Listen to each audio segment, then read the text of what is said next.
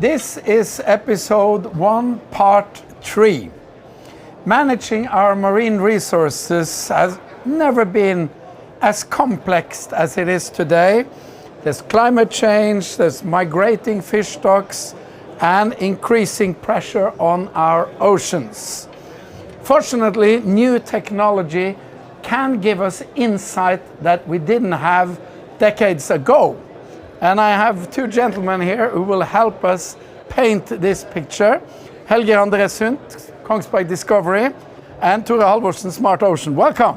Thank you. Helge, you have to explain, what do you do in Kongsberg Discovery? So I'm the manager for a company called Simrad. This is a part of the Kongsberg Group. And we deliver products for finding and catching fish in the oceans. And Tore, Smart Ocean, what is Smart Ocean?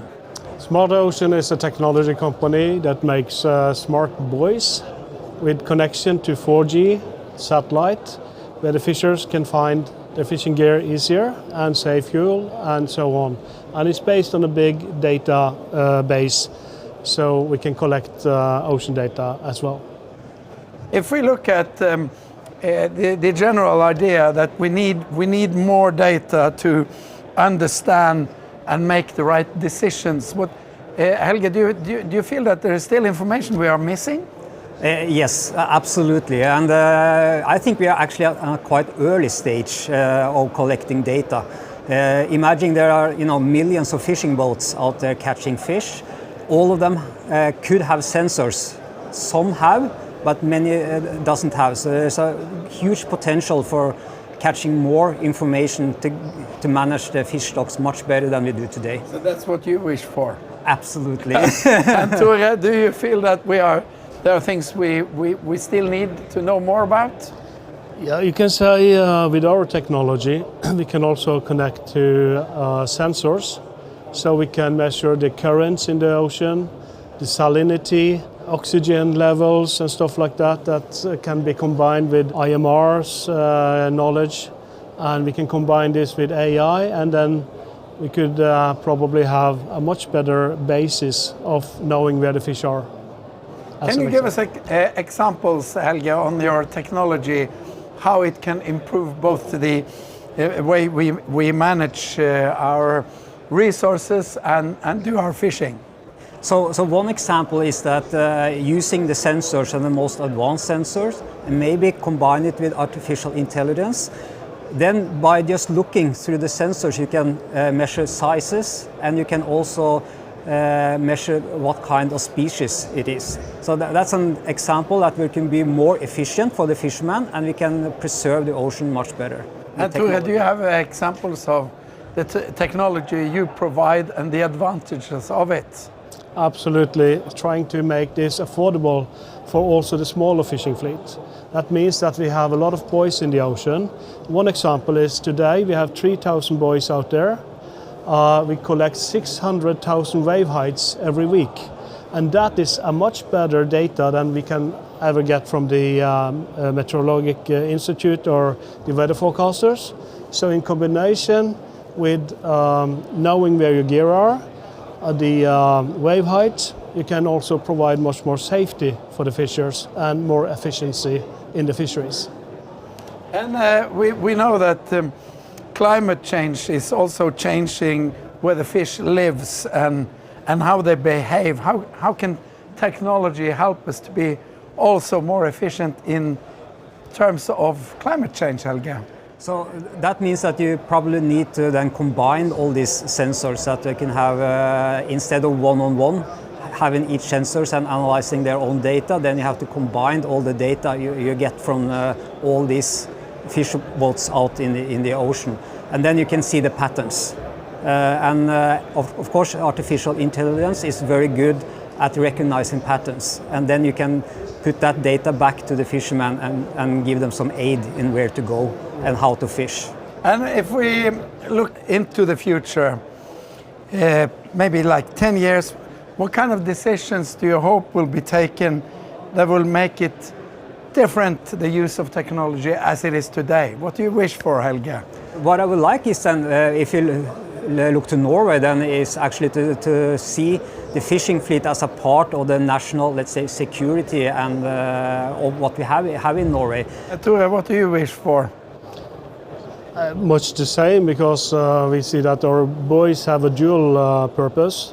It can be an aid for the fishermen, but also for the common interest like oil spill preparedness. A dual purpose could also be beneficial when it comes to the safety for vulnerable infrastructure, hydrophones in combination with buoys and stuff like that. So where we have the fishing fleets, buoys can also be a good aid for our defense, for instance.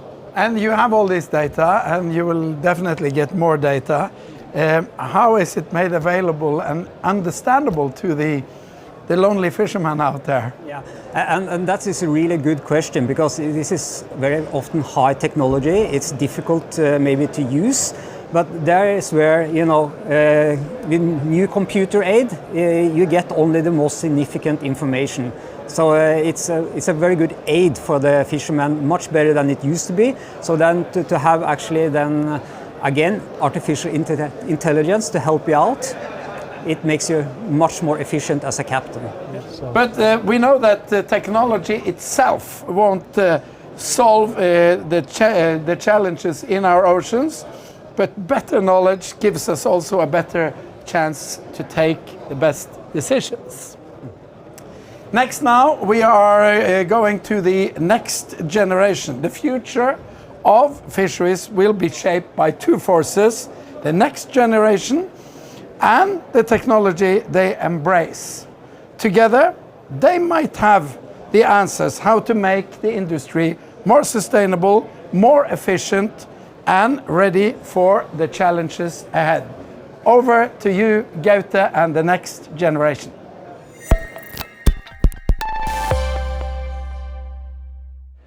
We are looking for technologies and ideas that will transform how we manage our marine resources in the future. This is what I have found. I think we're going to have a digital revolution also in the fish industry. More electrified, less pollution. Well, I think the most important is the politics, but behind that is the science. Yeah. And this is the basic of all fisheries, is that you have a good scientific background for all the decision making. I think one of the main focal points would be the ability to collaborate within the industry. In the future, we really need to be careful about how we treat our nature. The main challenges will of course be the increasing seawater temperatures, which affects the wildlife, phasing out of fossil fuels, which is probably a challenge in terms of technology. How can we keep the efficiency? I think the industry as a whole can do a better job at communicating the good stories. Nå står jeg her på barneområdet på YoungFishing. Det masse fine unger som har det gøy her, så la oss se om vi kan få litt prat ut av noen av dem. Hallo, hva står du og ser på her? Litt rar greie med sugekopper. En litt rar greie med sugekopper? Oi, den var liten. Jeg vet. Ser den stor ut i mikroskopet, eller? Det er ganske lite, men når du ser inn i den, så blir det skikkelig stort, liksom. Hvordan synes du det smakte det her?